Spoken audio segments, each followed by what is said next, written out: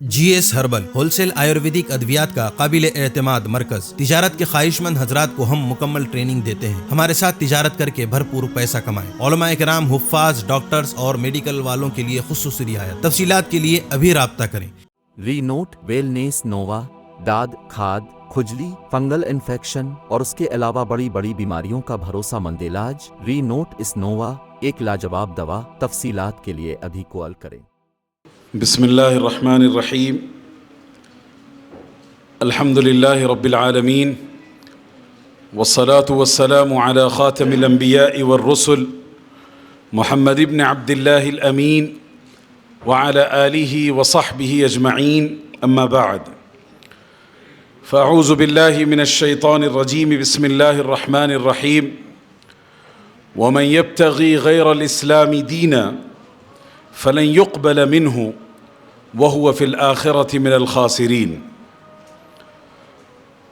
آل India Muslim personal لا board کے صدر باوقار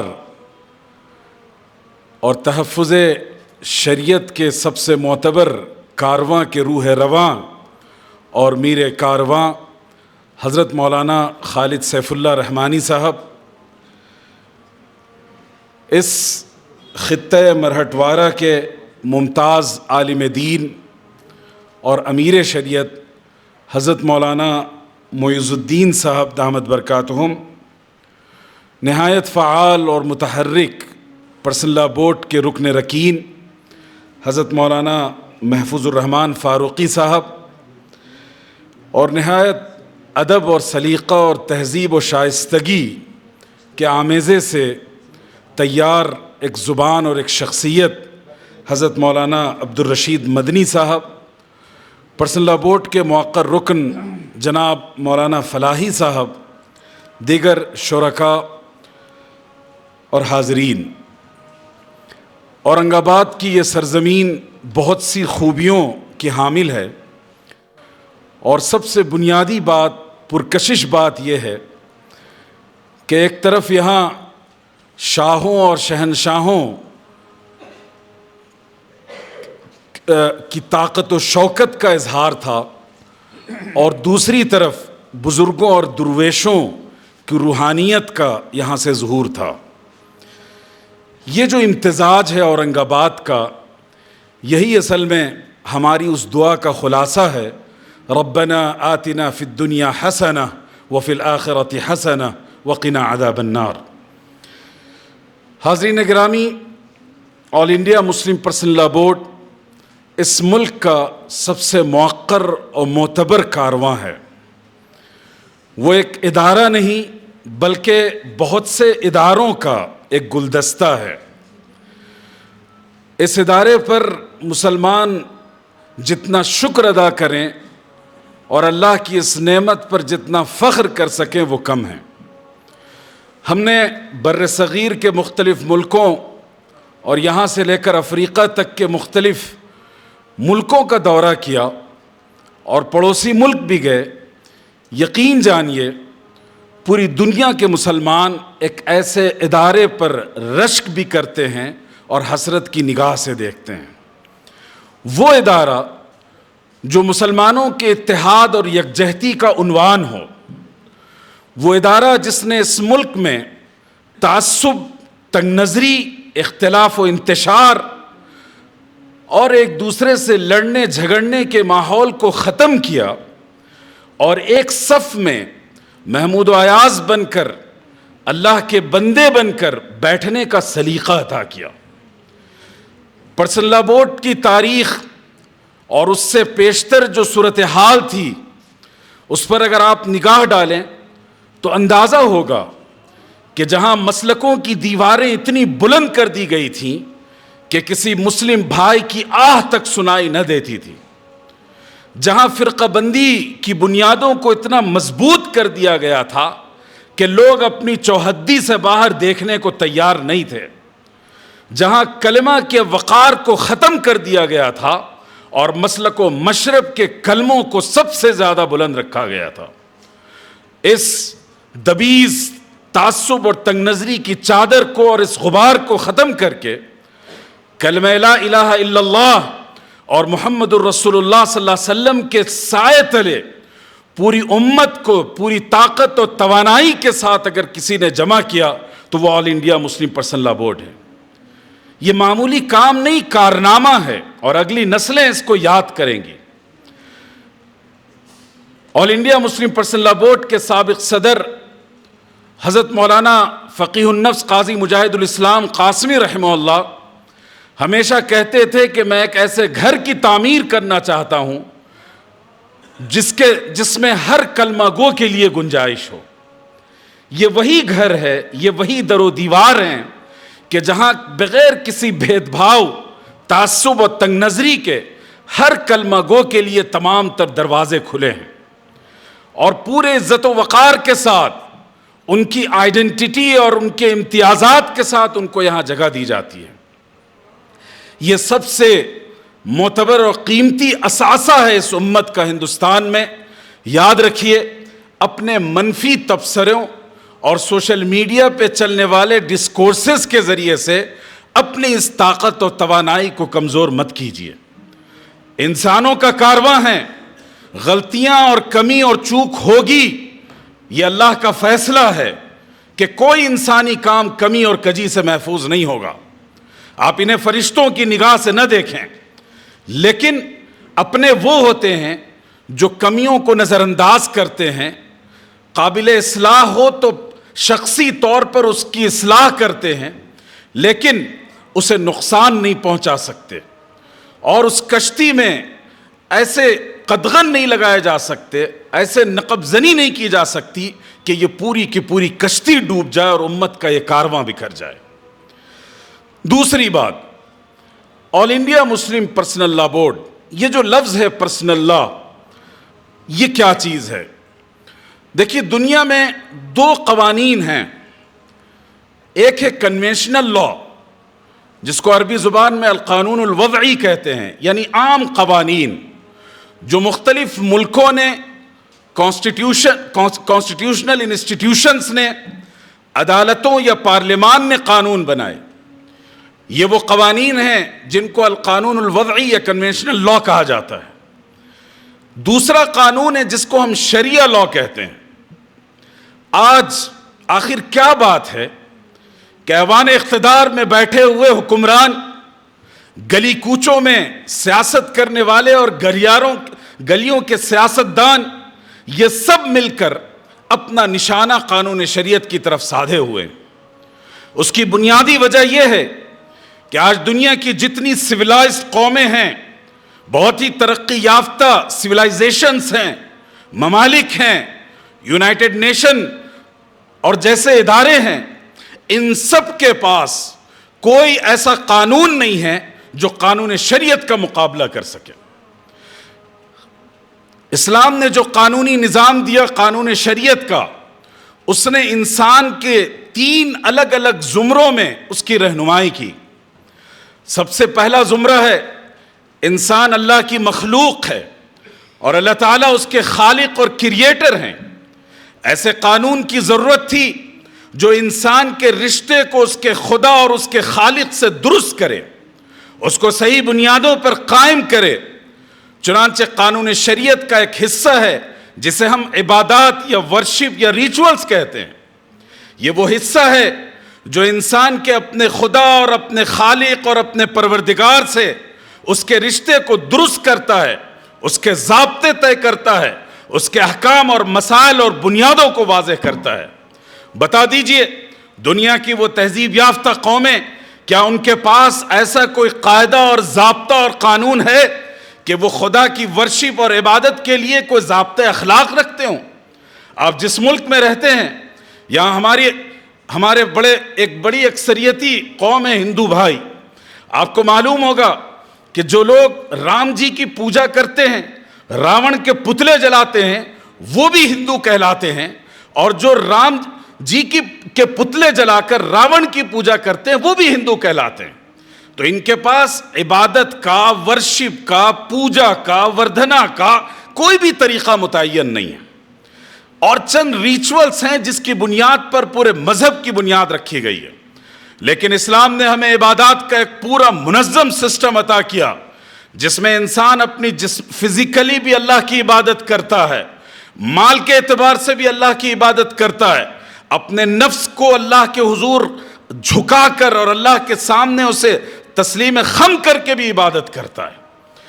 پھر اس کے بعد آگے آئیے، دوسرا رشتہ انسان کا اس کی اپنی ذات سے ہے۔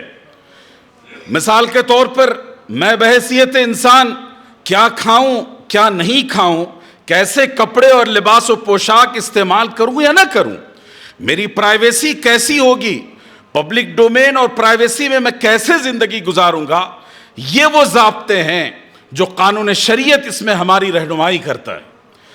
میں آپ کو بتاؤں کہ یورپ کتنا برہنہ اور کس طرح کا حیا باختہ سماج ہے، وہاں ایک لا جوڈیشری کے بارے میں اور انسان کے اپنے پرسنل چوائس اور اختیار کے بارے میں ایک بہت بنیادی بات کہی جاتی ہے۔ ایک شخص وہ کسی جانور سے اپنی سیکشول ڈیزائرز پوری کرنا چاہتا تھا تو اس پر یہ ڈسکورس ہوا کہ اسے کرنا چاہیے یا نہیں کرنا چاہیے، اور ان کے پاس کوئی ایسا پروف اور دلیل نہیں ملی ان کے مذہب، سماج اور معاشرے میں جو اس گھناؤنے عمل سے انسان کو روک دے۔ لیکن اسلام نے ہمیں اپنی جو پرسنل چوائس ہے، جو اپنی زندگی کا شخصی دائرہ ہے، اس میں بھی ہماری رہنمائی کی ہے۔ فقہ اسلامی کی کتابیں اٹھائیں، اسلامک جورسپروڈنس کا پورا لٹریچر اٹھا کر دیکھیے، کتاب الحظر والاباحہ اٹھا کر پڑھیے، اس میں لباس و پوشاک، کھانے پینے اور زندگی کے آداب سے متعلق تمام مسائل آپ کو درج ملیں گے۔ اب اس کے بعد آئیے، تیسرا دائرہ ہے، وہ دائرہ ہے جو انسان کا انسانی سماج سے رابطہ اور تعلق کا ہے، چاہے وہ نکاح و طلاق کے مسائل ہوں، وراثت کا مسئلہ ہو، ایک دوسرے کے ساتھ بزنس اور ٹریڈ اور ٹرانزیکشن کے معاملات ہوں۔ یہ جو دائرہ ہے، اس میں بھی شریعت نے ہمارے لیے دائرے اور ہمارے لیے ضابطے اور تعلیمات رکھے ہیں۔ آج جو کنونشنل لا ہے، انہوں نے قانون کے صرف دو دائرے رکھے ہیں بنیادی طور پر، ایک سول لا اور دوسرے کرمنل لا۔ آپ اس ملک میں جہاں رہتے ہیں، یہاں کے تمام تر قوانین میں یکساں آپ کے لیے ہدایات ہیں، یکساں قوانین ہیں۔ جو ٹیکس غیر مسلم ادا کرتے ہیں وہی ہمیں ادا کرنا ہے۔ ہم گاڑی خریدیں گے، اس پر جو ٹیکس ادا کرنا ہوگا وہ ہم کو اور آپ کو سب کو ادا کرنا پڑے گا۔ کرمنل لا سزائیں اور عقوبات کے معاملے میں سب کے لیے یکساں احکام ہیں، لیکن ایک دائرہ ہے جس کو پرسنل لا کہا جاتا ہے، یعنی وہ دائرہ جو نکاح و طلاق کا ہے، خاندانی معاملات کا ہے، فیملی لا کا ہے۔ اس کے حوالے سے انڈین کانسٹیٹیوشن نے تمام شہریوں کو یہ آزادی دی تھی کہ آپ اپنے پرسنل لا کے مطابق عمل کریں، اور یہ آزادی کوئی ہمیں بھیک میں نہیں دی گئی، یہ آزادی ہمارے لیے کوئی چندہ نہیں تھا، بلکہ اس ملک کو آزاد کرنے میں جو جانوں کا نذرانہ پیش کیا، خون کی قربانیاں دی اور اپنے جگر گوشوں کو اس ملک کی آزادی کے لیے ہمارے پرکھوں نے قربان کیا، یہ اس کا صلہ تھا اور یہ ہمارا حق ہے، یہ ہمارا رائٹ ہے، اور اس رائٹ پر ہم کبھی کمپرمائز کرنے والے نہیں ہیں۔ آل انڈیا مسلم پرسنل لا بورڈ یہ جو پرسنل لا کا دائرہ ہے اسی کے تحفظ کے لیے کوشاں ہے۔ وہ جو آپ کا کانسٹیٹیوشنل اور فنڈامنٹل رائٹ ہے اس کے تحفظ کے لیے کوشاں ہیں۔ تو اس پوری تفصیل سے آپ کو دو باتیں صاف سمجھ میں آ گئی ہوں گی۔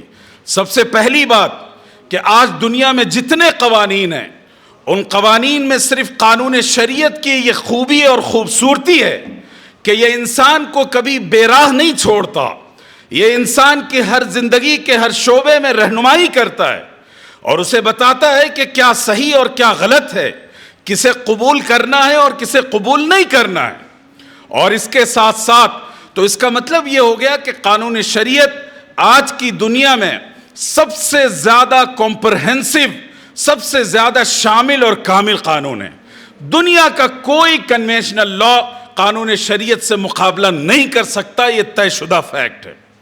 دوسری بات یہ سمجھ میں آئی کہ ہمیں اس ملک میں بنیادی طور پر جو حقوق دیے گئے تھے اس میں ایک حق وہ تھا جسے پرسنل لا کہا جاتا ہے، اور یہ ہمارا حق ہے، یہ کسی کی بھیک اور کسی کی عطا نہیں ہے، ہم نے اسے حاصل کیا ہے۔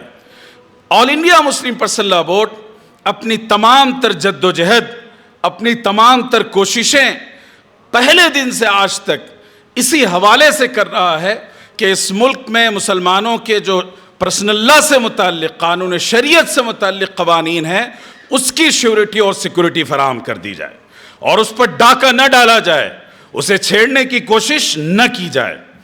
اور یقین مانیے کہ آج جس طرح مسلم سماج میں قانون شریعت کو لے کر بیداری اور بیدار مغزی ہے، یہ اصل میں All India Muslim Personal Law Board اور ہماری ملی تنظیموں کا اثر ہے، اور یہ ان کی کامیابی کی سب سے بڑی دلیل ہے۔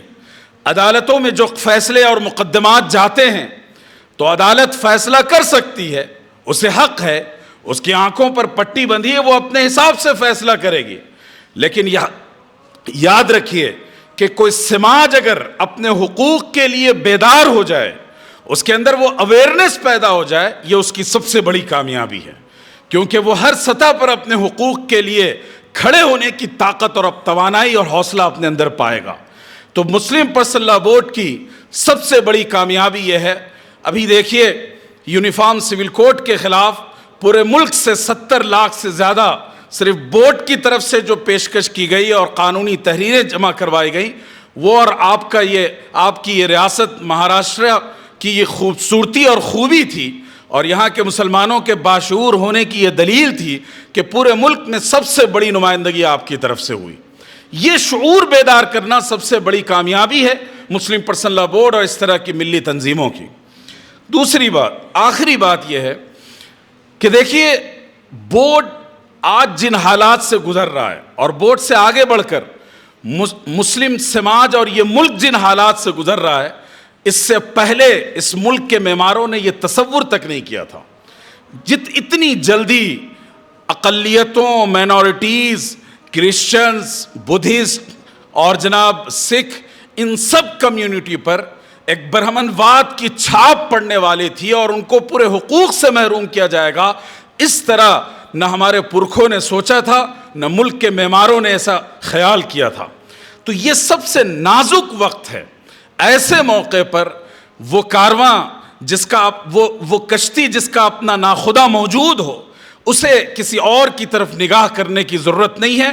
ملی اداروں پر اپنے اعتماد کو بحال رکھیے، اور ان کی رہنمائی اور قیادت میں اپنے سفر کو جاری رکھیے۔ یہ وہ لوگ ہیں جنہوں نے اپنی ہڈیاں پگھلا دیں قوم و ملت کی خدمت اور ملت کی تحفظ کے لیے۔ اس لیے ملی اداروں سے بدگمانی نہ رکھیے گا۔ سوشل میڈیا کے اس دور میں انسان بے لگام ہو چکا ہے۔ کوئی بھی انسان جس کا کبھی علم و فکر سے تعلق نہ ہو، وہ کسی بھی جگہ پر اپنے کامنٹس کر دیتا ہے، کسی کے خلاف کوئی ویڈیو وائرل کر دیتا ہے۔ تو ان چھوٹی چھوٹی اور بے معنی چیزوں سے بدگمانیوں کو جگہ مت دیجیے گا۔ اپنے ذہن و دماغ کو اپنی قیادت کے لیے، اپنے ملی اداروں کے لیے صاف ستھرا رکھیے۔ انشاءاللہ یہ اللہ تعالیٰ اس امت کو رسوا نہیں کریں گے۔ اصل طاقت ہماری عمل کی طاقت ہے، دنیا کا کوئی قانون ہمیں اس عمل سے پیچھے نہیں کر سکتا۔ ھذا وصلی اللہ علی سیدنا محمد وبارک وسلم، الحمدللہ رب العالمین۔